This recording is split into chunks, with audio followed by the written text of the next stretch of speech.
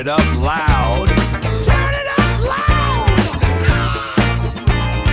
Pop culture legends in a feral little crowd. Ink still wet, the gossip still hot. Yapping the truth that nobody's got. Chat, this is the Yap Tapes for the Yapper Gazette. I'm your host, editor-in-chief, and professional yapper, Brianna Brew. Yappers, feral beings, bluebells of all ages, lock in because today's guest broke the simulation and nobody's talking about it. Standing at magna cum laude out of Kent State, weighing at 4 full seasons of Southern Fried Television excellence. She's an Ohio kid, Copley, Ohio, Revere High, acting since 6th grade, jazz, tap, and ballet trained. The triple threat was active before she could even drive. She grounded it out in LA the real way. Cold Case, Raising Hope, Enlightened. The woman earned every credit. She walked into a fake Alabama town called Bluebell and stole it, starring as a reoccurring Belle, left as a series regular and a fan favorite, Annabeth Nass, the people's champ of the Hart of Dixie. The internet is still rewatching. The group chat is still active. But here's where it gets insane. She played a nurse on TV for 4 years and said, you know what? Bet, and went and became an actual licensed registered nurse in real life. She didn't just stay in character, she became the character. Method acting could never. Daniel Day-Lewis is taking notes. Actor, writer, producer, dancer, nurse. If you code out in her presence, you're in excellent hands and honestly kind of lucky. The pride of Ohio, the belle of Bluebell, the only guest in Yapper Gazette history who can legally take your blood pressure during the interview. The one, the only, Kaitlyn Black. Welcome to the Yapper Gazette. What an intro. Holy moly. You need to do PR for me.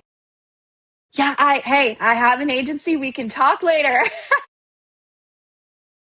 A real nurse and a fake one. If I fake a fading spell right now, are you legally obligated to help me, or does it depend on the union? Legally, no, but there is something called like the Good Samaritan Act that like if you are a nurse, a doctor, somewhere in the healthcare profession and you do aid someone that is in distress and like say, I don't know, you're doing CPR and you break a rib, they can't sue you because you were just trying to help. So, legally, no. Morally, yes, I would be morally obligated to help you. Well, you're a Copley, Ohio kid, Revere High, then magna cum laude out of Kent State with a theater degree in acting since the 6th grade. When did the Ohio theater kid decide she was actually moving to LA to do this for real? Well, I mean, I always knew I was going to get out of Ohio. I started in theater. My grandma owned a dance studio, so that's how kind of all of this somewhat came to fruition. Like, started out as a dancer, moved that dancing into theater. Both my parents actually have a bachelor's in theater. And then my mom taught, and my dad's a retired OBGYN. So I kind of followed his path a little bit. Very similar path, yeah. Yeah, he went to medical school at 31. I went to nursing school at 38. So, so I knew that eventually I was gonna go to New York. Actually, New York was the place for me, and I went there right out of college. I did a quick stint over at the Utah Shakespearean Festival and landed in NYC in 2005. And stayed there for about a year and a half, and I booked a web series before anybody knew what a web series was, before YouTube channels were a thing, before any of this, came about. And we did 15 episodes of this cute little show about 3 women trying to, realize their dreams in New York City and working temp jobs. And that got me enough footage to get out to LA. And I was able to find a manager via that series. And I'm still very good friends with Mike Stickle, who produced that, wrote it, created it, and kind of gave me my first job in front of the camera. So you were obviously trained as a dancer first, jazz, tap, ballet, before all the on-camera stuff. How much does having that dance background secretly shape how you act? I think dance or any kind of dance for me, because I was never played sports, but it's so disciplined, and so I think that brings an element to every facet of your life, the discipline of practicing something until it's right, till it's perfect, constantly rehearsing, getting there before your class starts so that you can warm up, just kind of having that ballerina look about you. Your hair's in a bun, you're always kind of put together.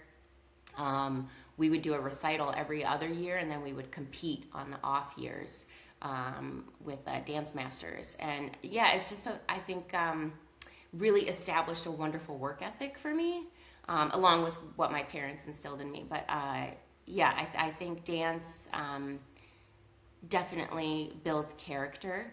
You have to be able to take criticism, incorporate correction quickly. So I think, yeah, it was integral to my ability to withstand Hollywood.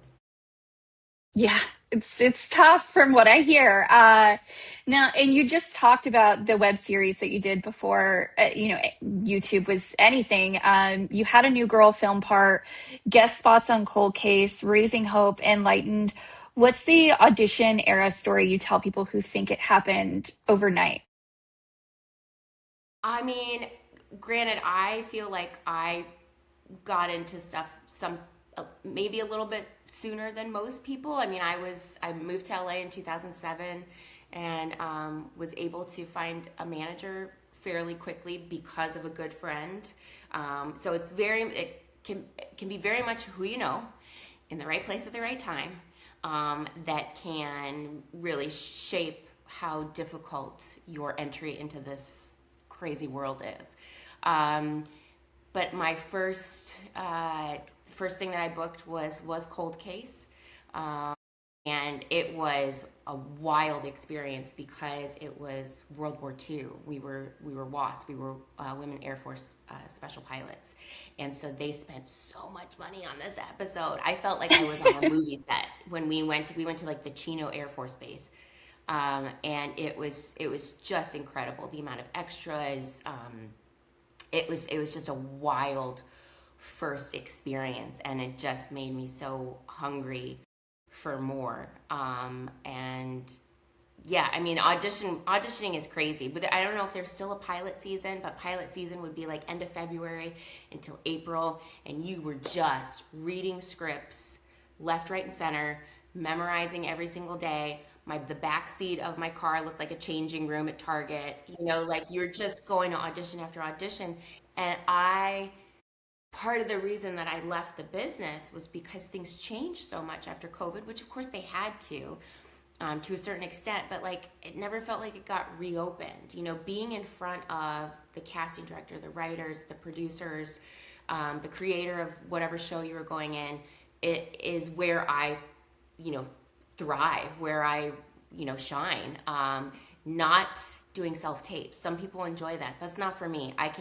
I'll watch it, I'll do it a million times, and I'll have tons of criticism and, pick apart every minute detail. But if you have to go into the room and you got that one shot, and then if they're like, oh, that's great, let's do this, let's try that, and it's fun and it's invigorating and your adrenaline's going.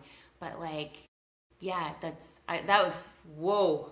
We went in a roundabout way of answering audition stories. But yeah, I think just that first experience with Cold Case really made me so hungry for it. And I had originally auditioned for Lemon. I think I've told this in many interviews, but I originally auditioned for Lemon. They had already had an offer out to Jamie, but I don't think she had accepted yet. So, they have to do their due diligence and have backups and what have you. And Sure. I went all the way to producers for it, and they were like, we really like you. We're going to bring you back. And you hear that, and you're like, okay. And I'll believe it when I see it. And I saw it, and they Yeah. brought me back. And I remember, I went in, I did the audition for Lila and the director and some of the producers, and they called the casting director, Molly Shapiro, I think, Molly Shapiro, and we're like, we really like her. She's just a little big.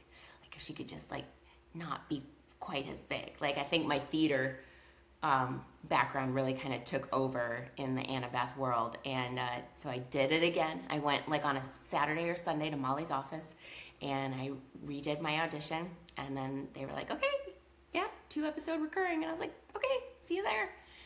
And then it snowballed, and it was what a wonderful experience and what a privilege to be part of a show that is such a fan favorite and that so many people like that find comfort in Bluebell.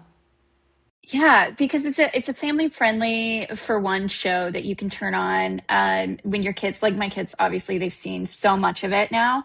I sadly I didn't discover it when it was on. I discovered it during the pandemic, when everybody had, all the free time in the world, and it was Sure. just about streaming shows. And I think I binged it at least 2 to 3 times, and now I have it on all the time, at least on a weekly basis. I'm watching a couple episodes. But for, like you just said, Annabeth started as a reoccurring Bluebell Belle and got promoted to a series regular by season 3. I think your character development was one of the best through the shows, because they either started strong, or like you came in as kind of like a quiet part in the beginning, and then by season 2 and 3, like you are absolutely shining. You became a fan favorite who obviously earned your way up. Did you feel that shift happening, and when did you realize like the fans had adopted AB? Oh, probably not till like season 2, maybe season 3. I think when people start asking for like interviews and wanting to talk to you, you're like, oh, I'm getting recognized, or like, or just getting recognized in places. LA is not necessarily a place that like you will get recognized unless you're really, really famous. Everyone's like, yeah, yeah, you're on something. I don't know. You have a familiar face.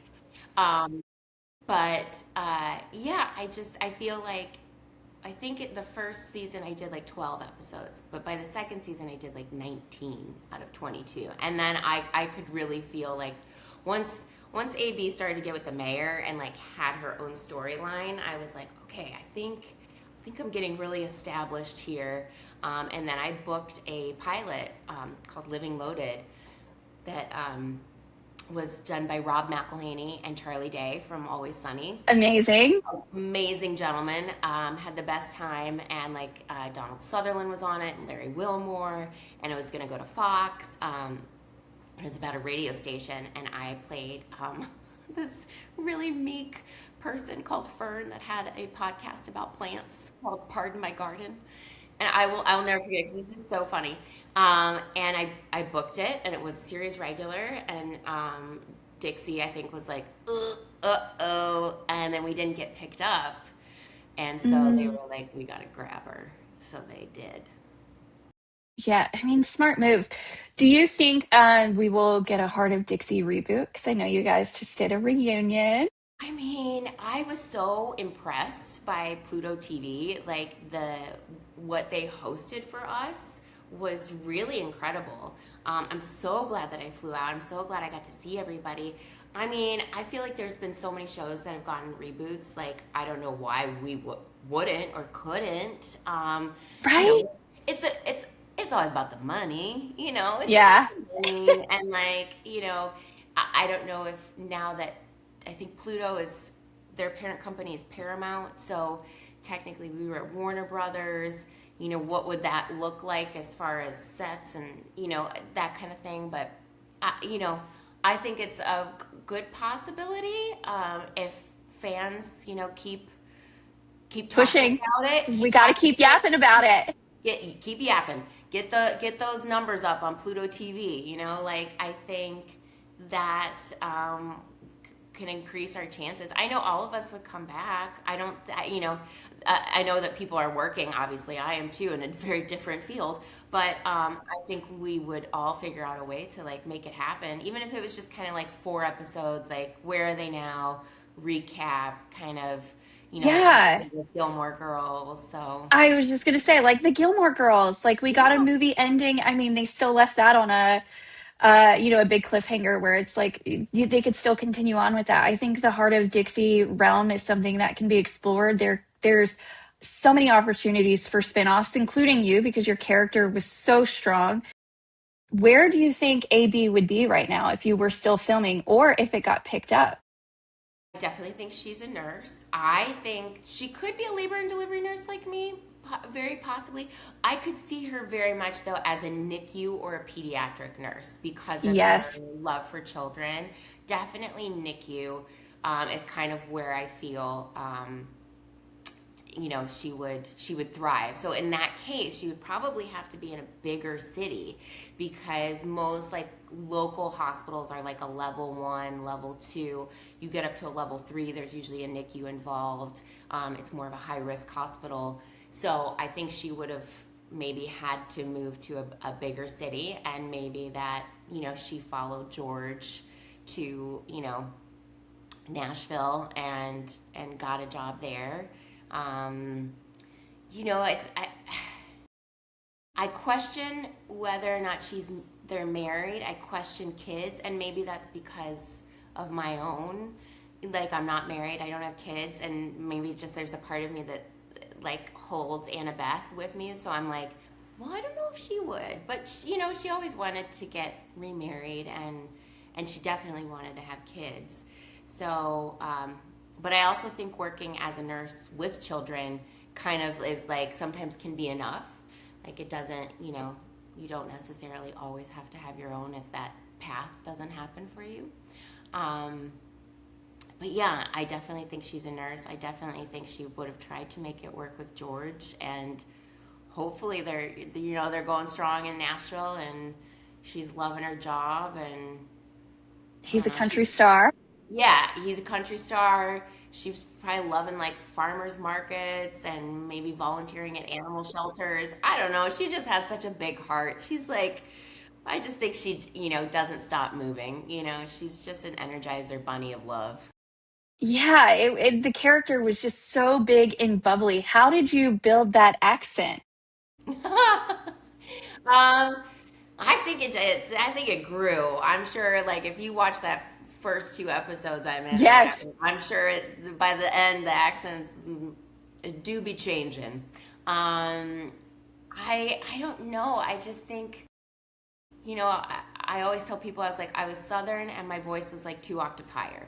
So I can't say like I based it on anything. It was just like she was just she's just like a fast talker, and it's just like I don't know, just fast talking to me kind of heightens everything. So maybe it just heightened my the timbre of my voice.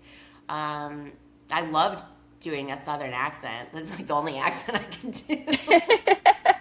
Maybe a Well, little as somebody Irish. from the South, you did us all proud with that. As someone who exclusively has a large family uh, pool in the great state of Alabama, you nailed Okay. it. Okay, all right. Hey, I'll take it. And listen, if I am around somebody that is Southern, it is so easy for me to slip into it. And I'm like, listen, I am not doing this as mocking. I don't mean to. Yeah. It's actually a comfort thing. I think there's a part of me that misses doing it. It was always fun. But yeah, at the beginning of a season, you're like, okay, I got to figure out how am I talking? Where am I? Where are my levels? So. What was your favorite episode you filmed? I think the sweetest episode was when Levon and I broke up on the couch. And it was sad, but I love Cress so much, and it was just such a tender moment for us. Um, it was just sweet, and I was very proud of my character for not just settling. I think that was important Yes. to recognize, like, if I'm not going to be your number one, then I am going to be somebody else's number one. And I think that's an important lesson for everyone to have when they're dating or, getting married or in a marriage, continuously choosing your person. Um, Did you ever keep anything from set? yeah, yeah. I stole so many Rammer Jammer coasters. And I have some of them still, but nothing major. I mean, I was able to keep some of my wardrobe, which was really sweet. I didn't steal it. They were like, "You can have this dress and this dress and this dress," and like that's not really a Kaitlyn look, as you can see in my T-shirt. Like, Yeah. not don't have my hair done. I did throw a little bit of makeup on, so I didn't look scary. But Yeah, the dresses, I would maybe wear them to like a party or a wedding or something like that. But yeah, the only thing I took were Rammer Jammer coasters, and some of my dresses were gifted to me. No jewelry, no shoes, nothing. I don't feel like Annabeth had any like fun things laying around her house, but yeah. Yeah, well, it's still great, especially the Rammer Jammer. Because, now were you guys aware at the time, or were you True Blood fans and knew that the Rammer Jammer was also Merlot's? No clue. No clue. I think I had watched a couple of episodes of True Blood, so like I wasn't privy to that. I also was late to Gilmore Girls, so I didn't realize like our town square was their town square.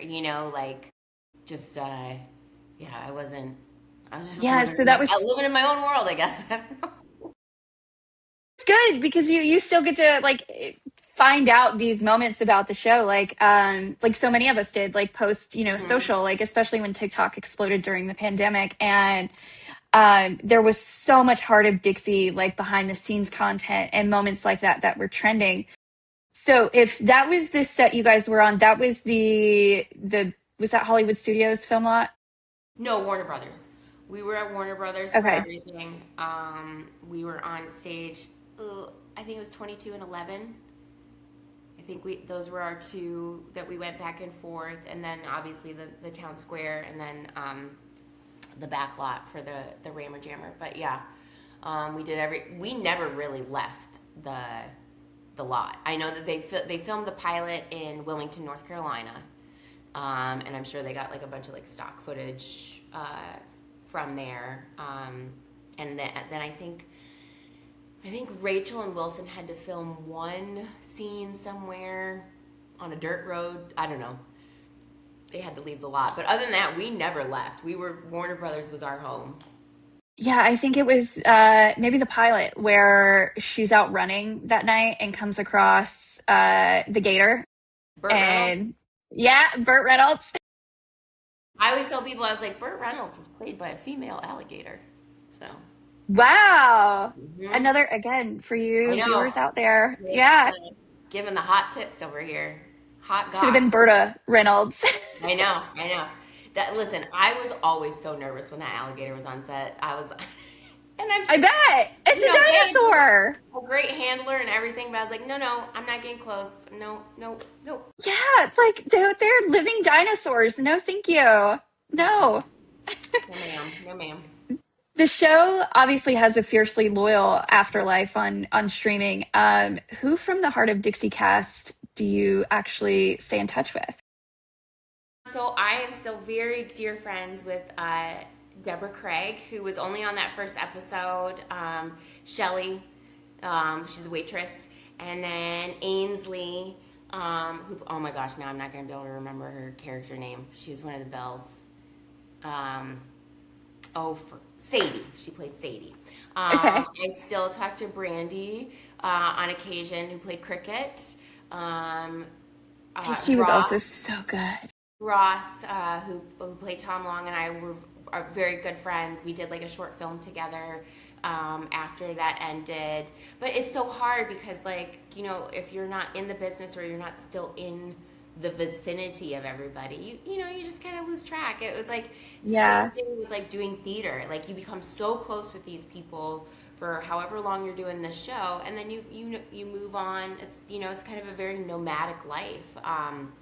And Yeah. yeah, but Deborah I still see, and Ainsley I saw. She came to the Pluto TV event, which was really really nice to see her.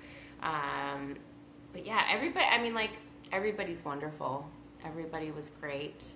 Is great. Tony Cavallero. Oh my God, has he had just a wonderful career and so deserving of it. He's so funny. I remember seeing his improv show, like I don't know, first or second season, and he's just hysterical. I'm so happy for him and his success, and he's a new dad and all that. But yeah, I'm sure like if we all got together, it would be like no time had passed.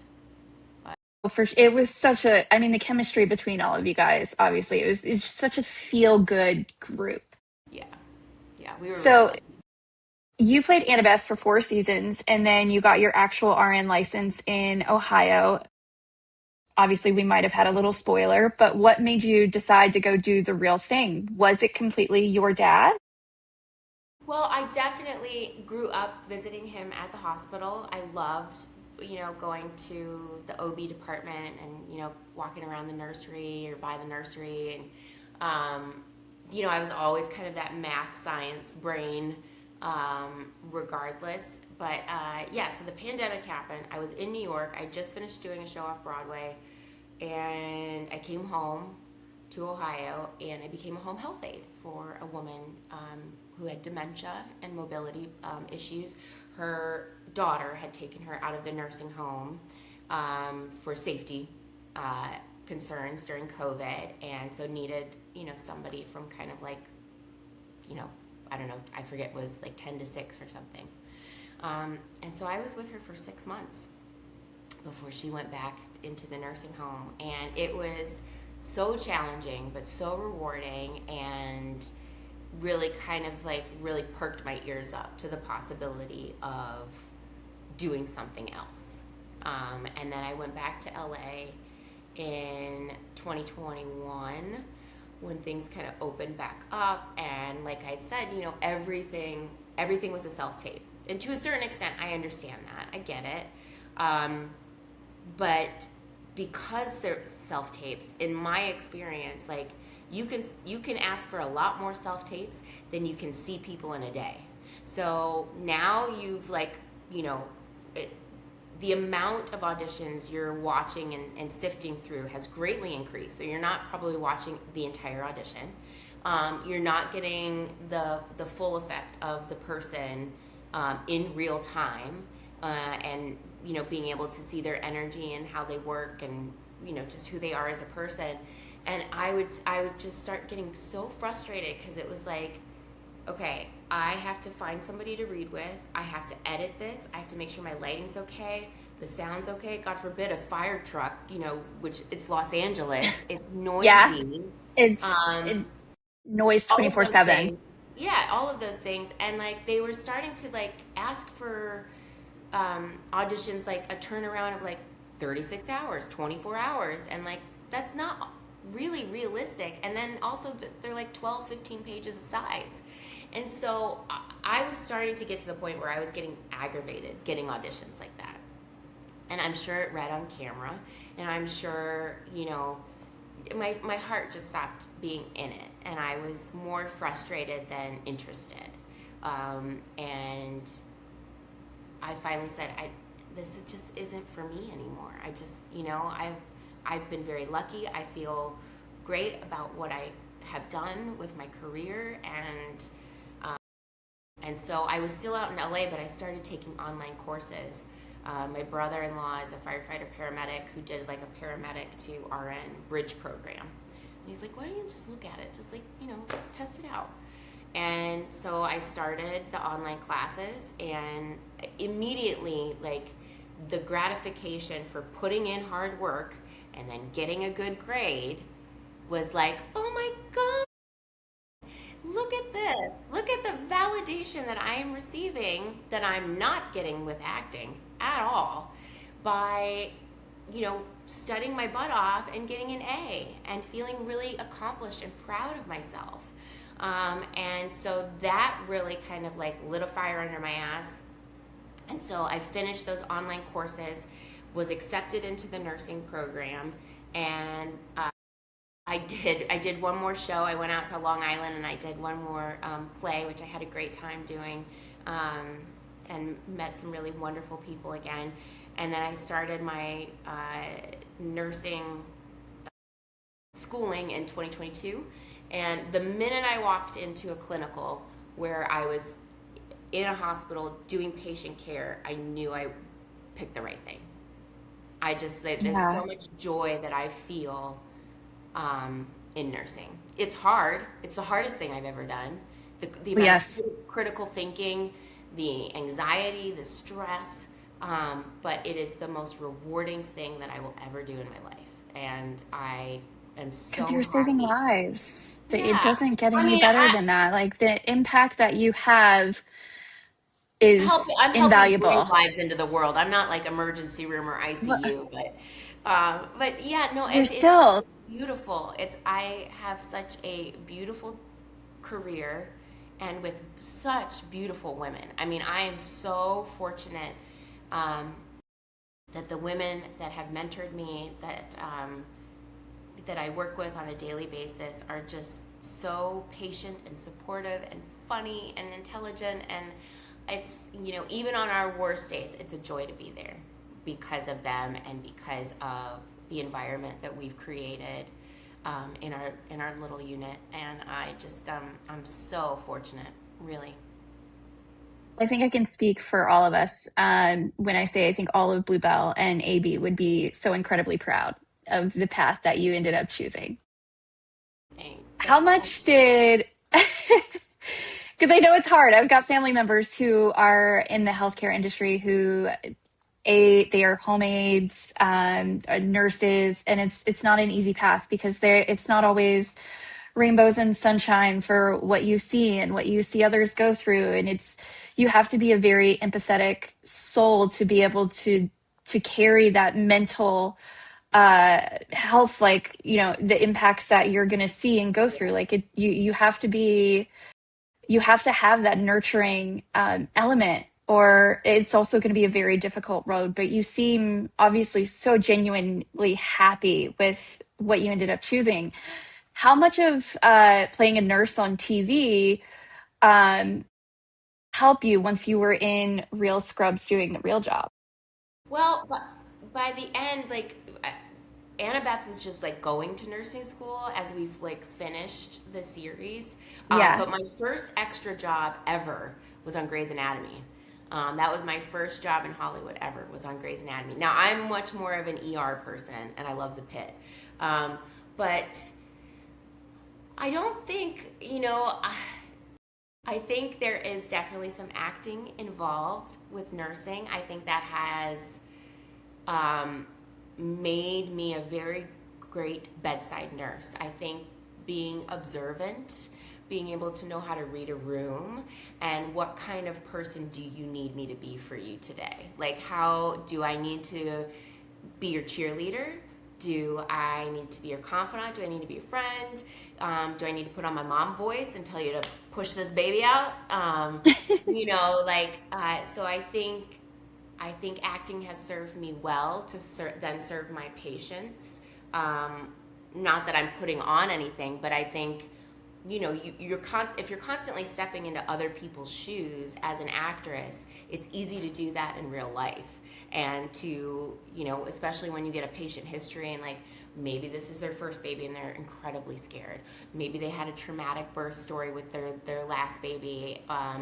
Maybe they come in with a birth plan that gets thrown out the window because a baby's misbehaving in utero, um, or different family members and stuff. So I think acting has served me very well to then be able to relate, empathize, and nurture my patients when I'm in the hospital. And there's been quite a few times that I have been recognized, and then I have to be like, okay, well, yep, and now you got to check your service. I'm going to check your service. Okay, I hope that's not weird for you, but we're going to do it. So, Has but anybody ever been streaming Heart of Dixie? no, we had then not to that extent. But there's been the people that like recognize me, like immediately. They're like, oh my god. There's the people that are like, you know who you look like, and I was like, oh, wow, that's because I'm her. And then there are the patients that are like, did we go to school together? Did you deliver my first baby? And then one of my colleagues, sure enough, will pipe up and be like, did you ever say Hart of Dixie? Did you? She say? And I'm always, it's always so sweet. They are such cheerleaders for me, my colleagues. And one of our doctors, she's a huge Hart of Dixie fan. She watched Hart of Dixie during medical school. That was her comfort show.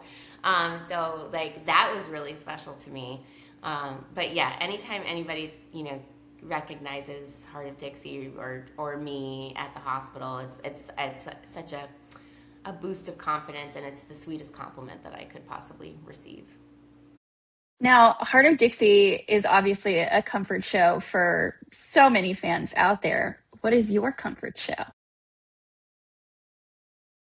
Um, as far as rewatching stuff, I've definitely, when I was in nursing school, I started rewatching ER.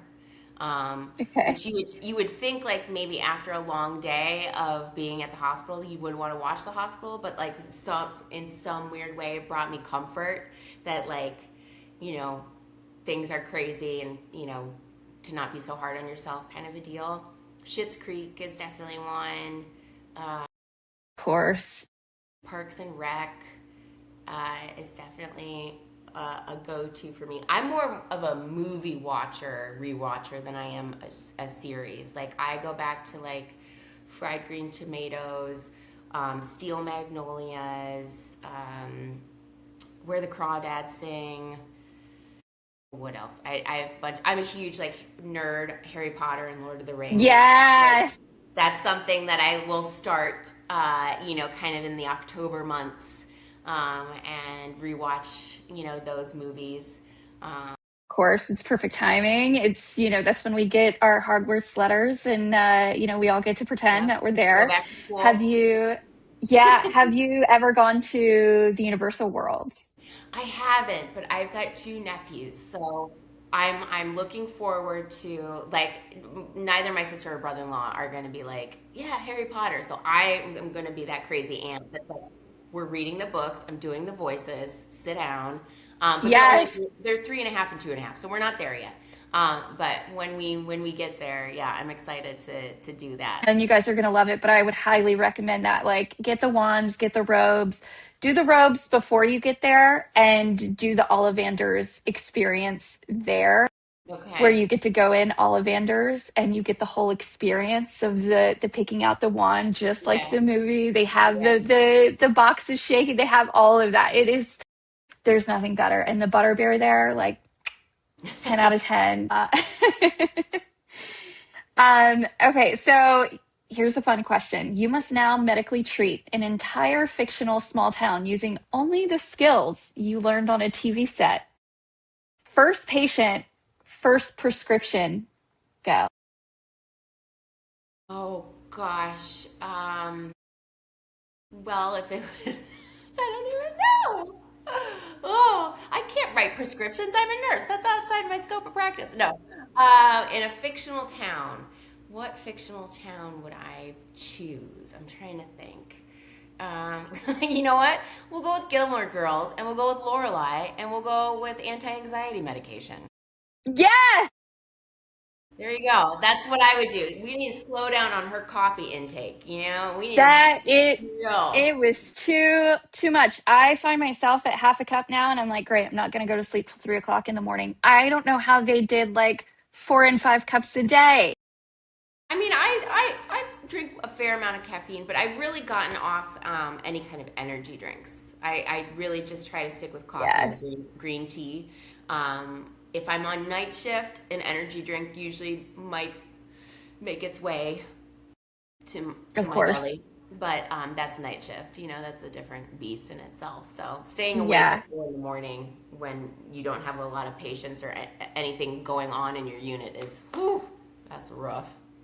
Yeah, I can imagine. Do you have a ballpark of how many tiny humans you have helped bring into the world?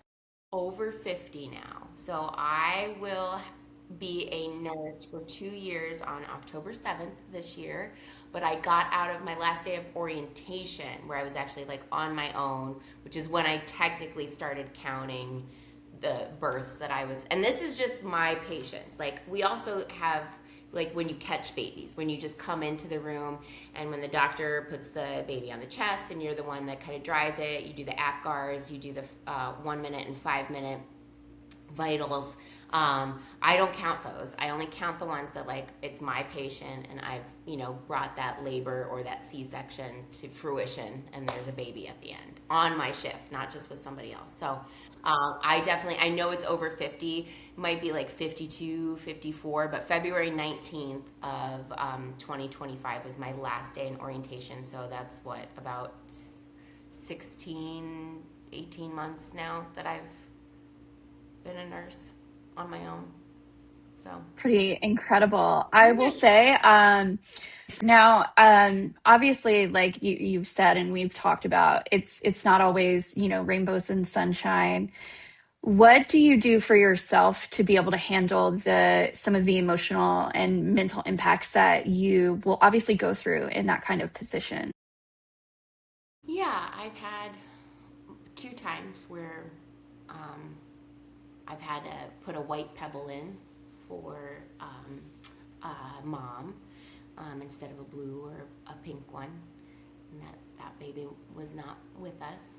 Um, my dad is a really big source of comfort, of like debriefing and talking about things. And I have such a greater respect of what he has gone through as an OBGYN and the things that he has experienced and seen. Um, we always have the option of talking to somebody at the hospital. They make that very available to us. I think, but I think it's also just like the people that I work with. We're very much a family, and so we take care of each other really well and check in on each other.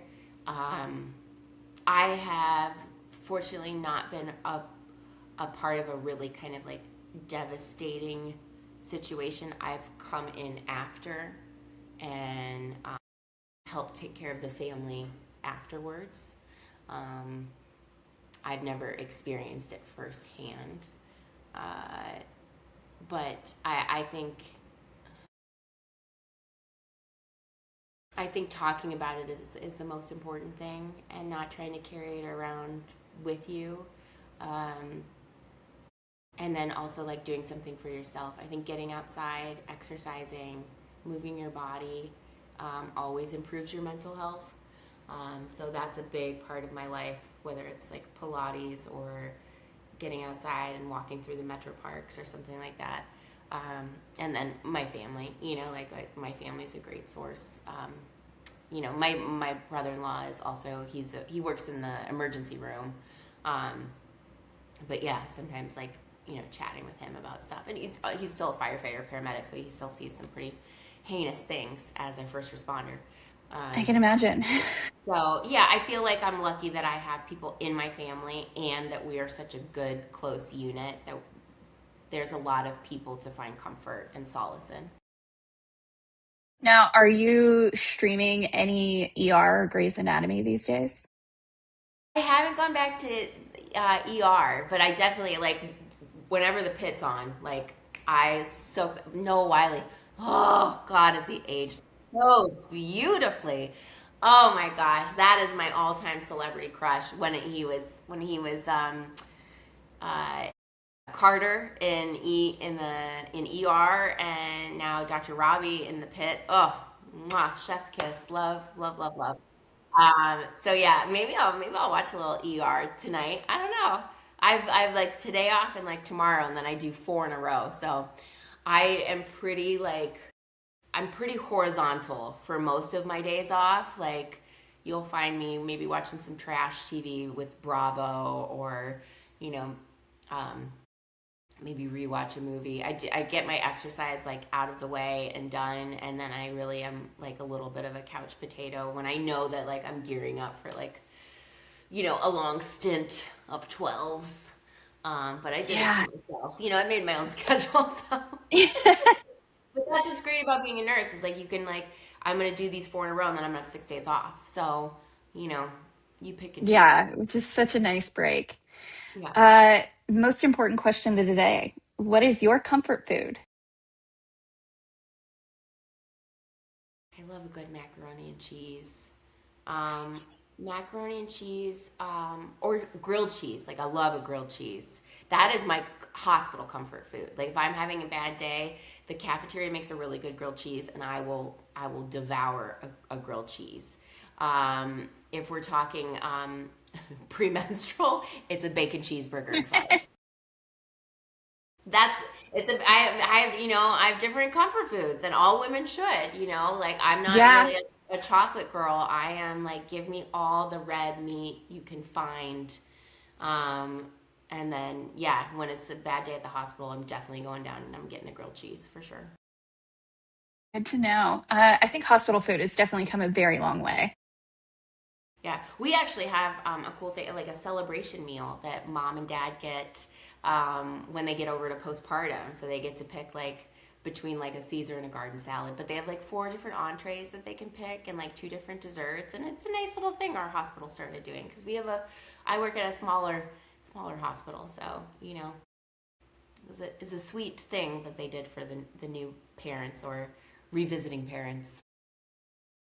Well, we always ask this to every guest. Defend the most indefensible opinion you hold. We do not fact check, but we want to know what stirs controversy. Are you cats, dogs?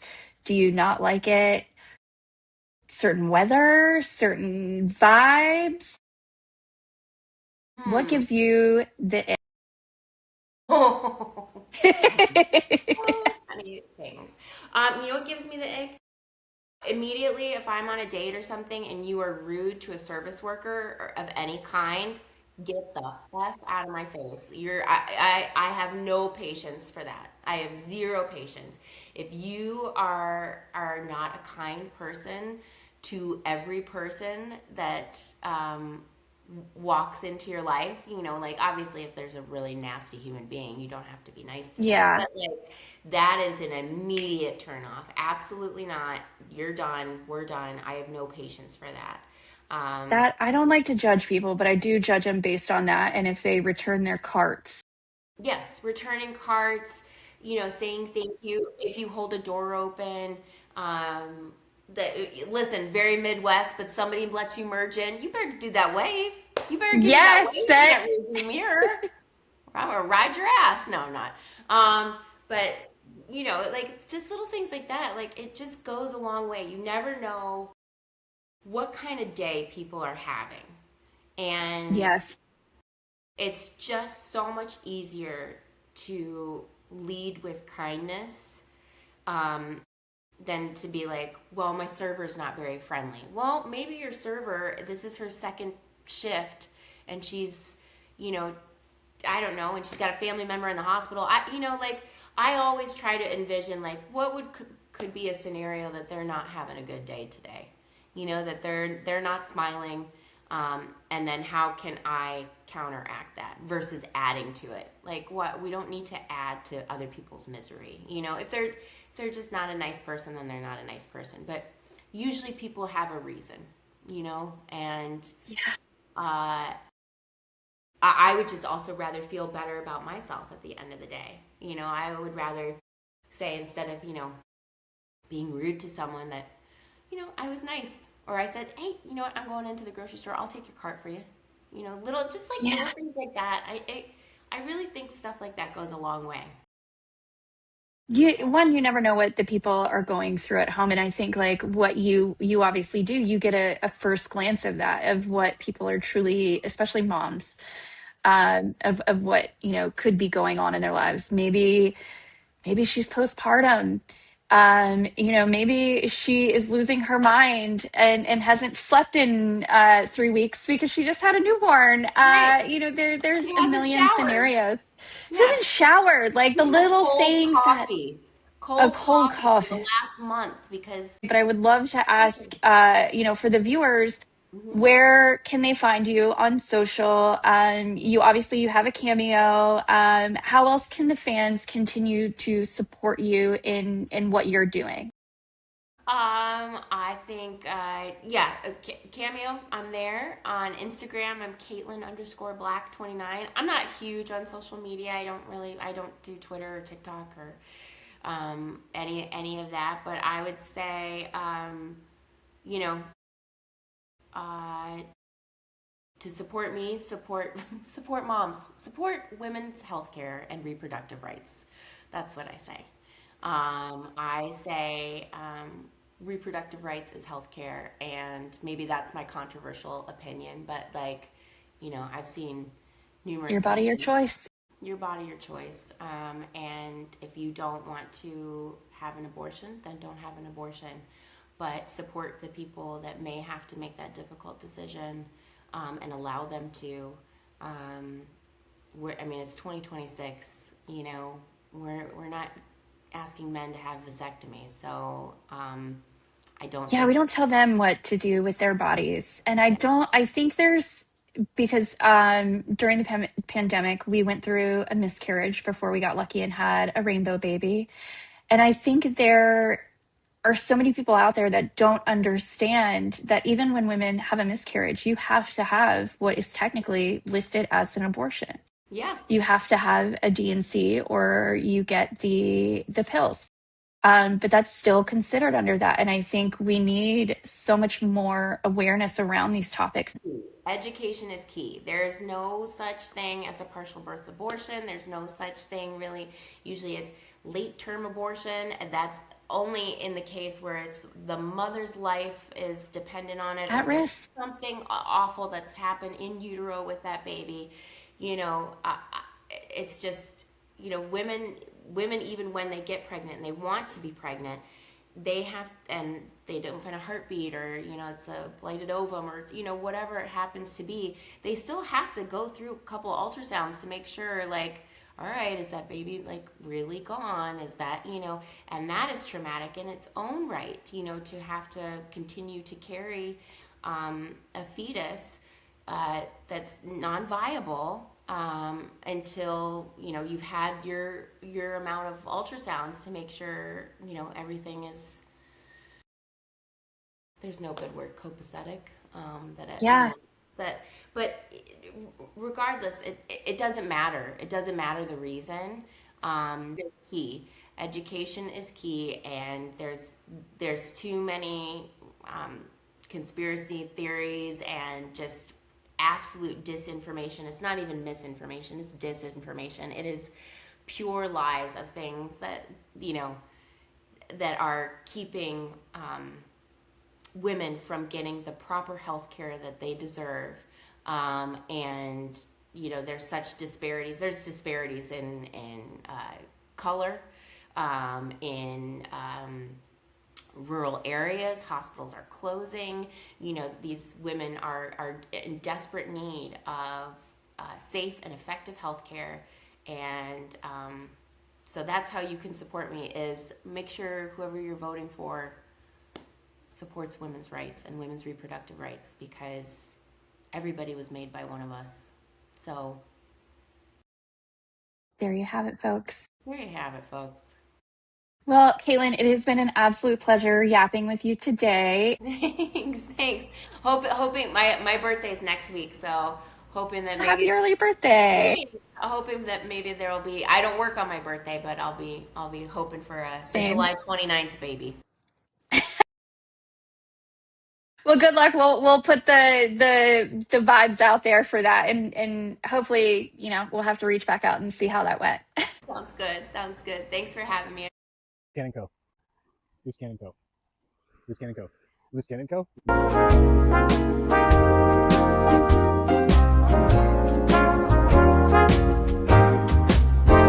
That's the tape, that's the yap, we're done.